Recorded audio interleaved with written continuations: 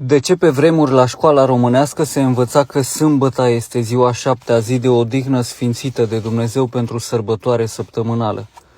Avem acest manual de religie, manual folosit în anul 1908, publicat cu aprobarea Onoratului Minister al Cultelor și Instrucțiunii Publice prin adresa Consiliului Permanent și de Consistorul Bisericesc și Sfântul Sinod.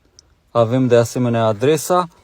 Titlul acestui manual este Istoria Sfântă a Vechiului și a Noului Testament, cu o hartă a Palestinei și câteva figuri. Observați aici autorii: profesor la Liceul Șincai din București, un econom, și un alt econom, profesor la Seminarul Central din București, doctor în teologie.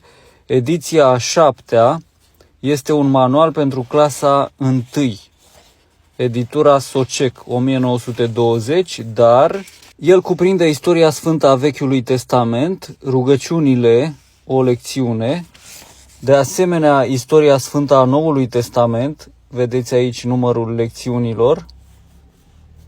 Mi se pare că Vechiul Testament, ca dimensiune, este egal cu Noul Testament, deși este posibil să fie puțin mai mic, ceea ce arată importanța Vechiului Testament.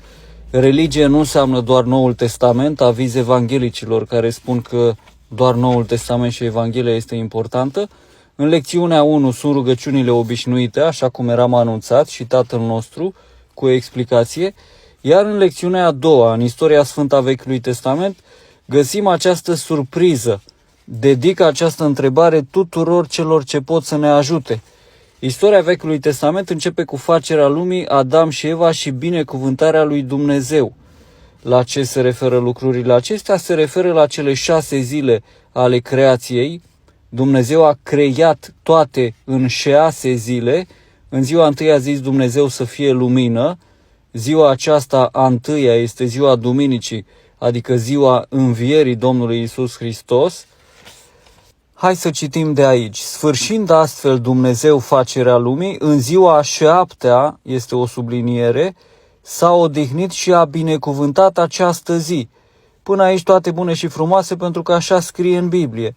Dar comentariul este extraordinar. Auziți comentariul pentru școlarii din clasa 1, din clasele primare, anii 1900 și Dumnezeu a binecuvântat această zi, adică a 7-a, ca să fie pentru noi oamenii zi de repaus, în care, aducându-ne aminte de facerea lumii, să lăudăm pe Dumnezeu în rugăciunile noastre.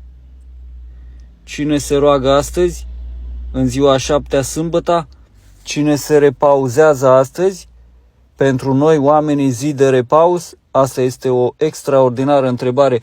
Toți cei care mergeți duminica la biserică, vă rog să-mi explicați de ce Ministerul Educației din vremea aceea și Onoratul Sinod și Consistoriul Bisericesc au scris că, citez, sfârșind astfel Dumnezeu facerea lumii, în ziua a 7-a s-a odihnit și a binecuvântat această zi ca să fie pentru noi oamenii zi de repaus.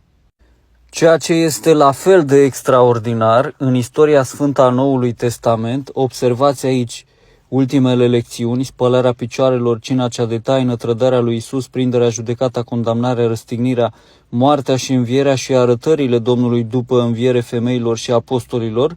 Spuneam, ceea ce este extraordinar este faptul că aici, în lecțiunea 36, când se comentează învierea Domnului Isus, nu am găsit să fie pomenită ziua Duminicii sau așa zisa poruncă. Este de fapt ceva inexistent. Așa zisa poruncă, cum că duminica ar trebui respectată în cinstea învierii Domnului Isus. Acesta este un manual de religie oficial. Vedeți aici timbrul de la Casa Corpului Didactic. Ați văzut avizele, autorizările pentru acest manual și uitați-vă, paza mormântului.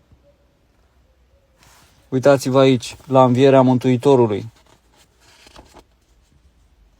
Nu este pomenită ziua Duminicii. Sau poate că eu nu văd bine și atunci domniile voastre pot să pună pauză pe clip și să mă arătați unde este porunca ținerii zilei întâia săptămânii, duminica, în cinstea învierii Domnului Isus. Este o notă aici, nici măcar în această notă nu este menționată obligația respectării duminicii ca zi de odihnă.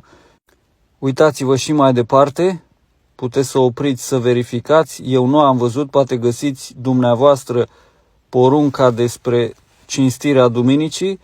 Ea este lipsă din Sfânta Scriptură, din tot Noul Testament, așa cum văd că este lipsă și din acest manual de religie.